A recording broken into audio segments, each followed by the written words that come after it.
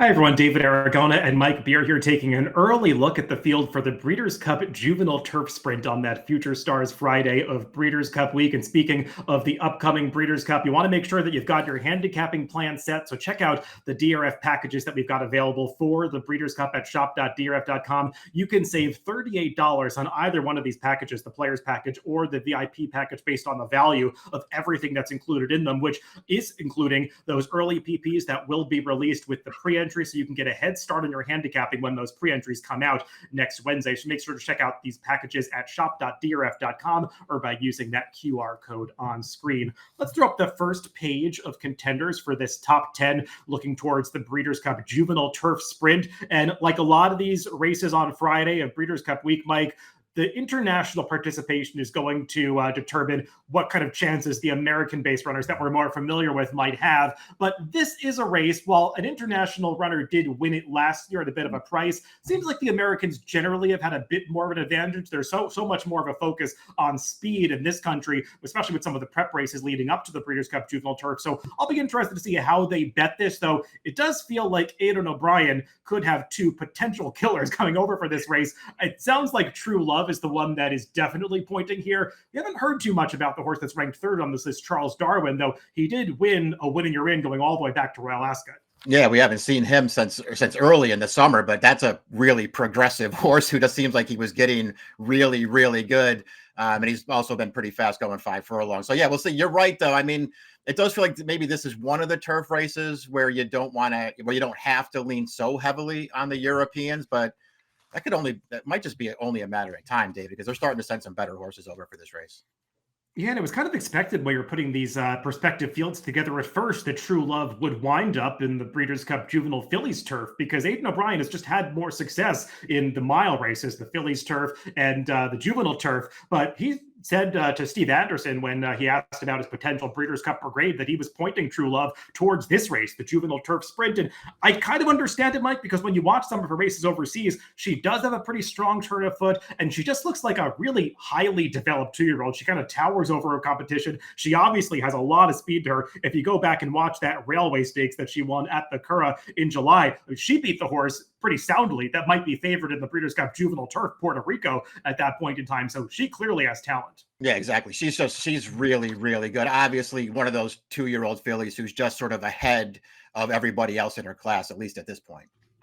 Let's take a look at some of the American-based runners, and one of them did actually go overseas to participate against True Love earlier this year, was beaten by her in the Queen Mary. That is Lenny Lou, who finished third in that race at Royal Ascot, and that's the only blemish on her record so far. She has won all 4 starts in the United States, including this last one in the Hollywood Beach, a prep for this at Gulfstream Park, going the same 5 furlong distance on the turf that she'll encounter in this Breeders' Cup Juvenile Turf Sprint out at Del Mar, and she beat a pretty fast male rival here in Monster, who she went after on the front end, was able to run down one clear with an 85 buyer. So, Mike, you could argue that she is the most accomplished of the U.S.-based runners pointing toward this race. Yeah, you could.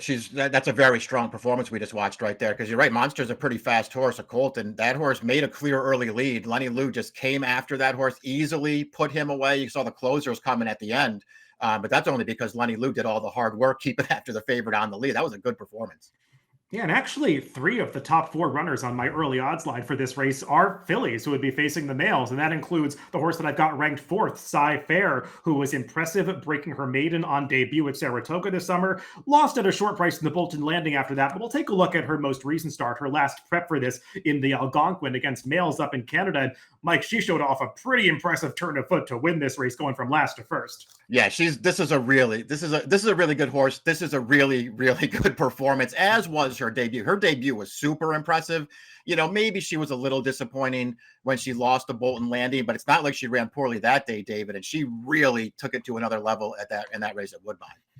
All the horses we've talked about so far have shown the ability to rate just off the pace. I don't think we're going to be seeing rating tactics from Schwarzenegger, who won the Indy in summer, the prep at Keeneland, and we'll take a look at the stretch run of that race because, Mike, this horse has a ton of early speed. His speed almost got the better of him on debut at Saratoga, where he went a little too fast in the middle stages and got run down at the end, but he did break his maiden in the stakes race last time, and I think cutting back slightly to 5 furlongs might be exactly what he wants. I was thinking the same thing. I mean, he's obviously going to have to probably up his game game a little bit, assuming some of these other horses we've already talked about show up for this race. But a fast 5 furlongs at Del Mar, it could be right up his alley.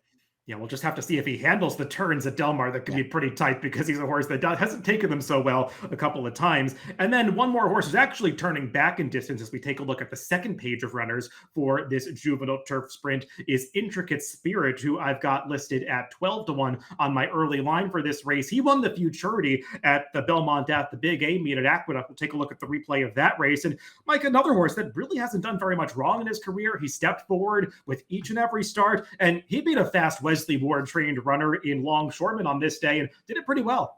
Yeah, there's nothing wrong with this performance. He sat right up close in this race. You can see there's not a ton of closing going on in this race, David. So I don't know. We'll see, how he matches up against some of these other horses we've already talked about. But he's another one. I mean, both of the shorter sprints, the 5.5 and the 6, they're really good performances. The loss at Kentucky Downs, he ran fine that day too, but 6.5 on that turf course is totally different. Yeah, like we said earlier, the European-based runners, they can win this race, especially if some pace develops. I think you want to look into a horse like Havana Anna, who I've got ranked at 10-1 on this list. She just lost to True Love at her most recent start in the Chiefly Park. But, Mike, she's one that might be even better going to 5 furlongs because she's a nose away from being undefeated at that distance. Yeah, all of her, even the 2 losses, but all of her races are good. She just shows up and she runs every single time. And you're right, dropping back to 5 could really work for her.